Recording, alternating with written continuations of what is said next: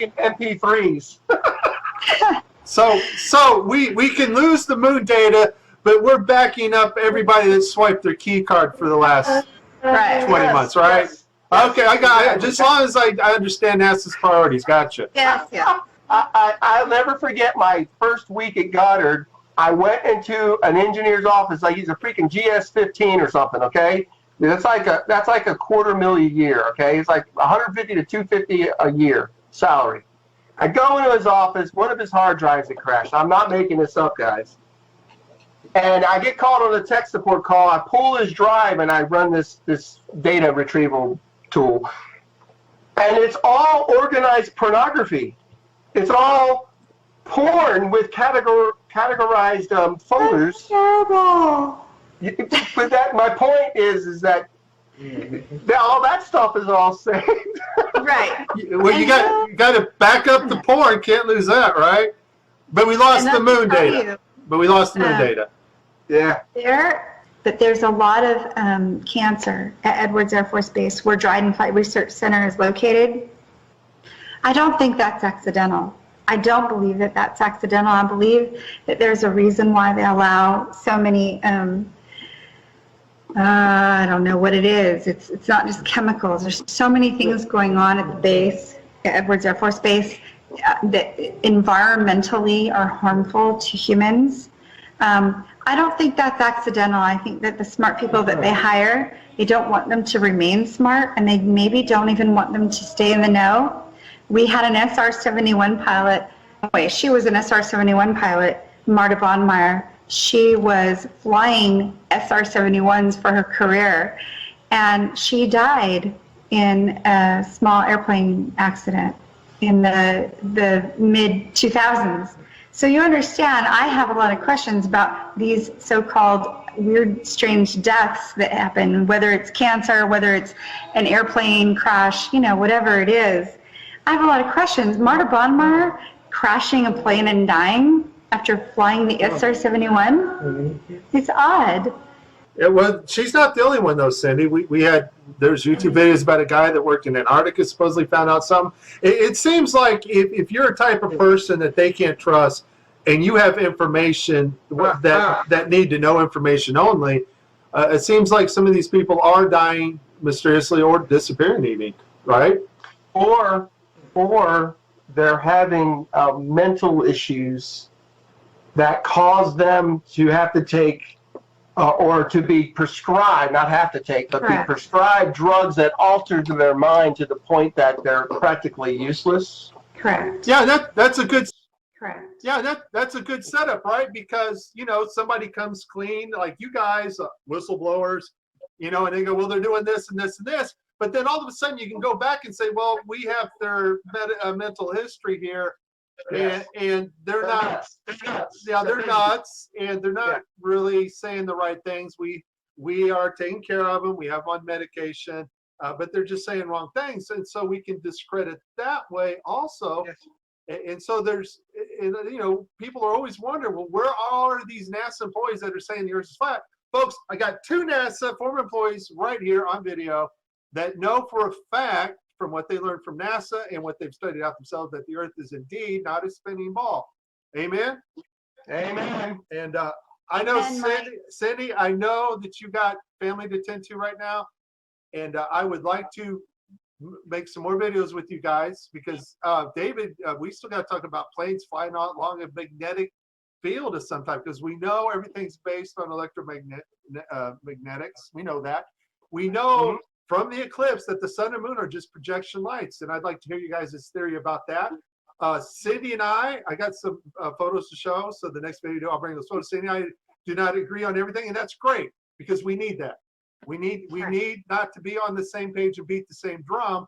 What we need is to research the information and bring forth ideas and share with one another. And most importantly, as flat earthers, folks, we need to get along.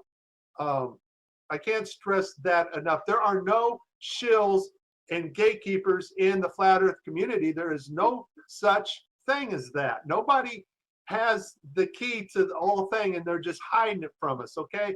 It's not even possible.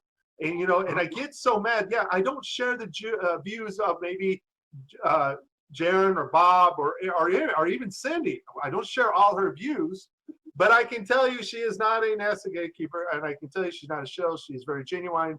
She is serious.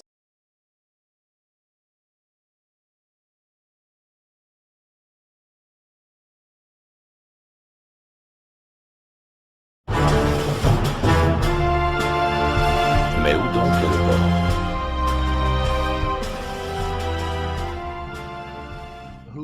Qui dit qu'il y a un bord et pourquoi supposer qu'il y en ait un? Est-ce parce que lorsque le concept de la Terre plate nous est expliqué, il est toujours présenté de cette manière?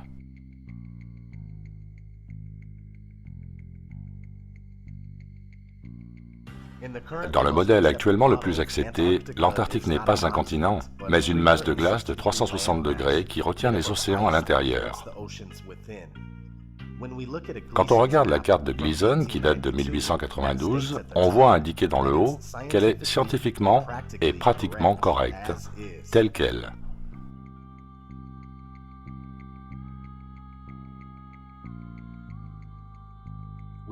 On peut y voir le rebord de glace de l'Antarctique. La carte de Gleason est fondamentalement une projection azimutale équidistante, dont l'origine remonte à l'an 1000. La carte AE est également la carte officielle de l'United States Geological Survey, USGS, ainsi que le logo officiel de l'Organisation des Nations Unies. Le plus ancien globe connu dans le monde date de 1492. Ceci est quelque chose que vous devez garder à l'esprit, car beaucoup de gens soutiennent que la carte de l'azimutal équidistant est juste une version aplatie du globe, alors qu'en fait c'est le globe qui est juste une version arrondie de cette véritable carte plane du monde. Si la carte du monde plat est venue en premier avec la capacité de se convertir en un globe sans aucun problème, alors ceci devrait vous donner une idée de la manière dont la Dupree a pu être réalisée. Maintenant, revenons à la question, y a-t-il un bord ou pas? Il n'y a aucune preuve qu'il y ait un bord, une fois passé le mur de glace de l'Antarctique. Mais il est supposé par beaucoup que le plan sur lequel nous vivons est soit extrêmement étendu, soit sans aucune limite. Dans ces deux scénarios, il est logiquement envisagé que de la masse terrestre a été cachée au grand public.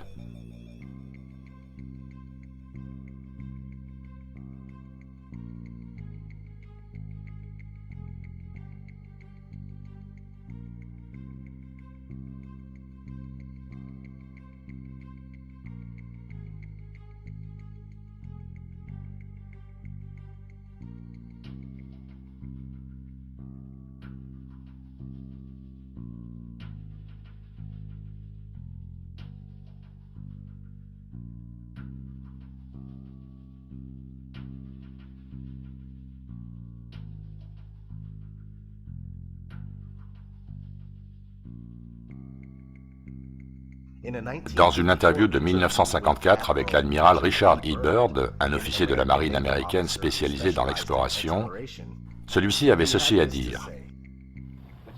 Mais étrangement, il reste dans le monde une zone aussi grande que les US, qui n'a jamais été foulée par l'homme, qui se trouve au-delà du pôle, de l'autre côté du pôle sud, depuis l'Amérique centrale. Et je trouve tout à fait surprenant qu'il y ait une aussi grande zone inexplorée, insinuant qu'il y avait plus de masse terrestre au-delà de l'Antarctique. Si cette terre inhabitée était sur un globe, elle se situerait dans l'océan Indien.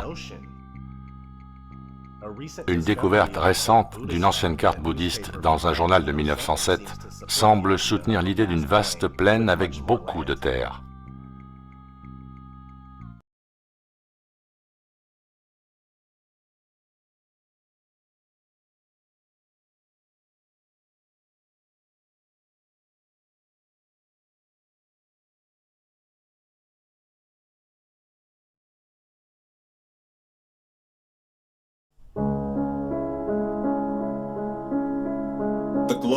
Le globe, le modèle héliocentrique du système solaire. Quelle incroyable et véritablement stupéfiante réussite de l'homme, qui a nécessité les efforts collectifs de quelques-uns des plus grands esprits de tous les temps sur une période de 2000 ans pour inventer ce modèle, une perle de l'ingénierie à rebours. Chaque objection faite à ce modèle rencontre toujours une explication inversée, parfaitement et judicieusement déguisée. Par exemple, la déficience du parallaxe stellaire, rationalisée par la distance des étoiles, des trilliards et des trilliards de kilomètres éloignés de nous. Un paquet de zéros ajouté à leurs chiffres suffit à expliquer ce que n'importe quel type de sens commun réfuterait. Ce que ces hommes ont fait, c'est inventer une dualité dans l'astronomie, un deuxième modèle de l'univers, qui peut avoir réponse à tout ce que l'on observe, un modèle basé sur les mathématiques appliquées, qui n'a en fait aucun rapport avec la vérité. Comme l'écrivit autrefois George Orwell dans son livre prophétique 1984, que sont les étoiles, dit O'Brien, nonchalamment. Ce sont juste des points lumineux, distants de quelques kilomètres. Nous pourrions les atteindre si nous le voulions, ou nous pourrions les ignorer. La Terre est le centre de l'univers. Le Soleil et les étoiles lui tournent autour. Lorsque l'on navigue sur l'océan, ou lorsque nous prédisons une éclipse, nous le faisons en présupposant que la Terre tourne autour du Soleil et que les étoiles sont à des trilliards de kilomètres. Mais qu'en est-il réellement? Vous pensez que nous ne sommes pas capables de produire une telle dualité dans l'astronomie? Les étoiles sont soit proches, soit distantes, comme il nous convient. Et vous imaginez que nos mathématiciens sont incapables d'y faire face? Vous avez oublié la double pensée alors. Ces types ont inventé la dualité dans l'astronomie et ils s'émerveillent de leur réussite. En point final, nous placerons le Soleil au centre de l'univers.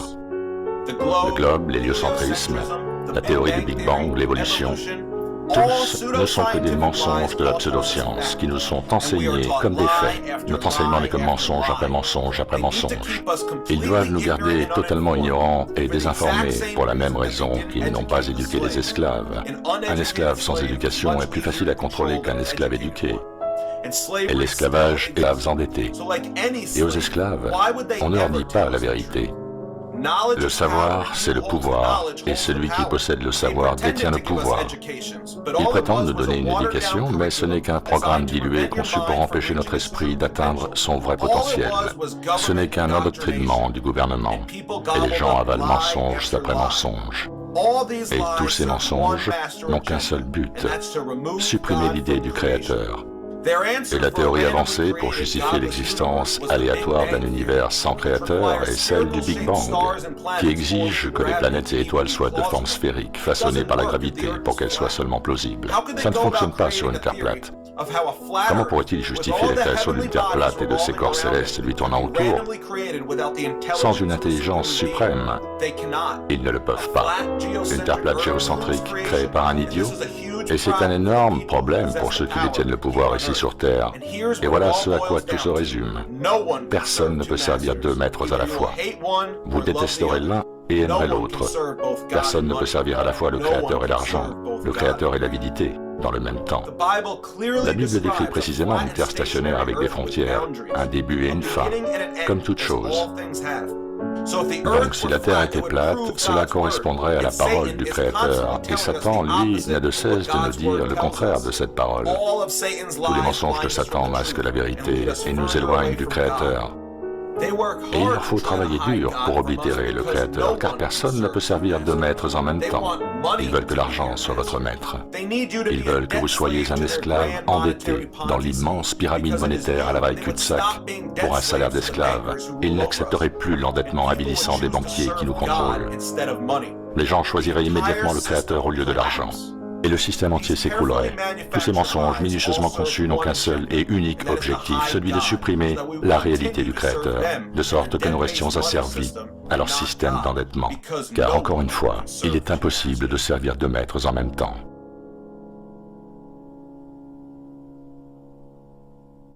أعوذ بالله من الشيطان الرجيم مثل الجنة التي وعد المتقون تجري من تحتها الأنهار أكلها دائم وظلها تلك عقبى الذين اتقوا وعقبى الكافرين النار والذين آتيناهم الكتاب يفرحون بما أنزل إليك ومن الأحزاب من ينكر بعضه قل إنما أمرت أن أعبد الله ولا آمنت به إليه أدعو وإليه مآب وكذلك أنزلناه حكما عربيا ولئن اتبعت أهواءهم بعدما جاءك من العلم ما لك من الله من ولي ولا واق ولقد أرسلنا رسلا من قبلك وجعلنا لهم أزواجا وذرية وما كان لرسول أن يأتي بآية إلا بإذن الله لكل أجل كتاب يمحو الله ما يشاء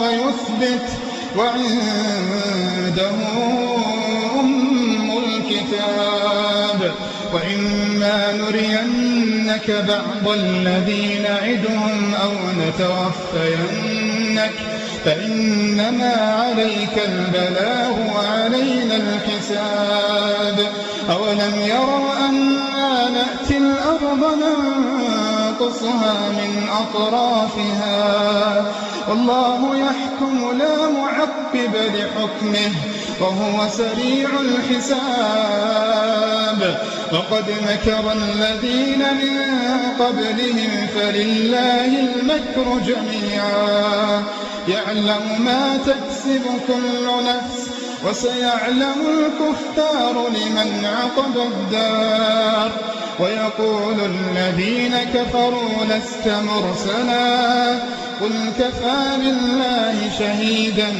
بيني وبينكم ومن عنده علم الكتاب.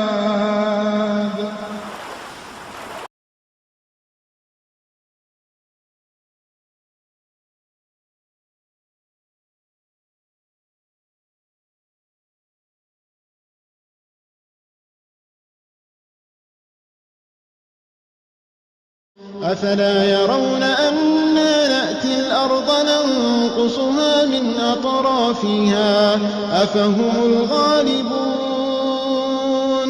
قل إنما أنذركم بالوحي ولا يسمع الصم الدعاء إذا ما ينذرون.